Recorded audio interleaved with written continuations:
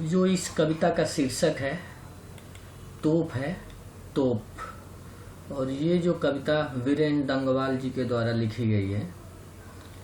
और इस कविता में है, कंपनी बाग के मुहाने पर धर रखी है यह 1857 की तोप, इसकी होती है बड़ी संभाल, विरासत में मिले कंपनी बाग की तरह साल में चमकाई जाती है 2 बार।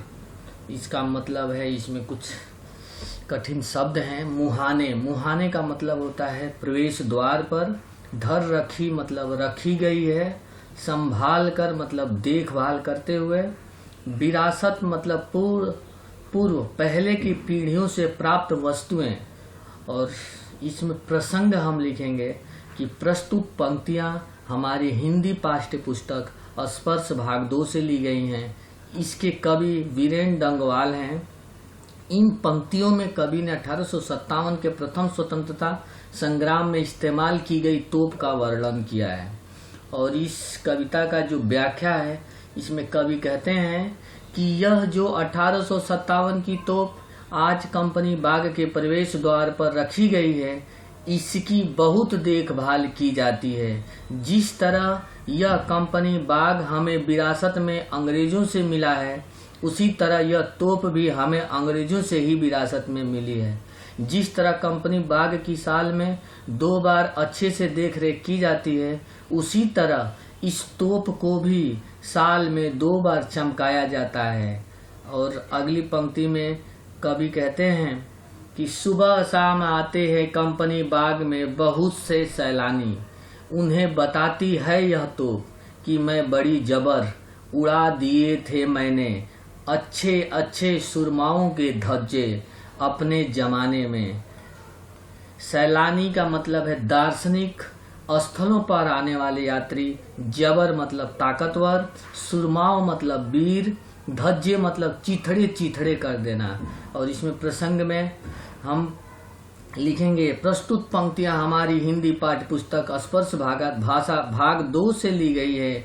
इसके कवि वीरेंद्र डंगवाल हैं। इन पंक्तियों में कवि बताना चाहते हैं कि तोप का प्रयोग कहाँ हुआ था। यानी प्रसंग में हम इन पंक्तियों का जो निचोड़ 1 या 2 एक ही लाइन में या 2 लाइन में हम लिखेंगे कि उसका मतलब क्या समझाया गया है। और इस पंक्ति की जो व्याख्या है, उसमें कवि कहते हैं कि सुबह शाम को बहुत सारे व्यक्ति कंपनी के बाग में घूमने के लिए आते हैं, तब यह तोप उन्हें अपने बारे में बताती है कि मैं अपने जमाने में बहुत ताकतवर थी, मैंने अच्छे अच्छे वीरों के चिथड़े उड़ा दिए थे। अर्थात उस समय तोप का डर हर इंसान को था। और आप इस चित्र में देख सकते हैं बहुत सारी तोपें हैं और कुछ पंक्ति हैं। अब तो बहरहाल छोटे बच्चों की सवारी से अगर यह फायरिंग हो तो उसके ऊपर बैठकर चिड़िया ही अक्सर करती है गपशप। कभी कभी शैतानी में वे इतने भीतर भी घुस जाती है, खास कर गौरैया। और वे बताती है कि दरअसल कितनी भी बड़ी हो तोप, एक दिन तो होना ही है उसका मुंह बंद। बहरहाल मतलब होता है बुरी स्थिति, फायरिंग मतलब होता है मुक्त या खाली।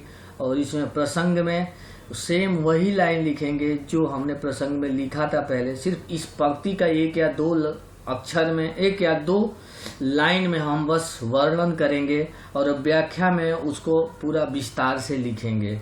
व्याख्या में कवि कहते हैं कि अब तोप की स्थिति बहुत बुरी है। छोटे बच्चे इस पर बैठकर घुड़सवारी का खेल खेलते हैं। जब बच्चे इस पर नहीं खेल रहे होते हैं, तब चिड़िया इस पर बैठकर आपस में बातचीत करने लग जाती है। कभी कभी शरारती चिड़िया, खासकर गौरैया, तोप के अंदर घुस जाती है। वो छोटी सी चिड़िया ऐसा करके हमें बताना चाहती है कि कितना भी शक्तिशाली क्यों न हो, एक ना एक दिन उसका भी अंत निश्चित होता है। और अगले पंक्ति में कवि जी, इसमें अगला पंक्ति नहीं है, बस इतना ही था इस कविता में। वीरेंद्र डंगवाल जी ने इस कविता का रचना किया था और बस ये कविता इतना ही है।